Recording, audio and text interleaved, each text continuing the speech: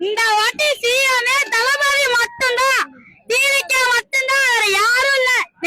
இந்த டிஎம்கே இப்பதான் 5000 ரூபாய் கொடுத்து தூக்கி இந்தாங்க இந்தாங்க இந்தாங்க வாரி வழங்குறாங்க. இப்பதான் வாரி வழங்க நேரம் வந்துச்சா? இப்பதான் வந்துச்சா? 5000 ரூபாய் இப்பதான் கிடைச்சிட்டா உங்களுக்கு? அவன் நேரம் கொடுக்கறாங்க ஓட்டுக்கு காசு, யாரு கேட்க ஆள் இல்லையா? இப்பதான் கிடைச்சிட்டா காசு? வேற காசே கிடைக்கலையா?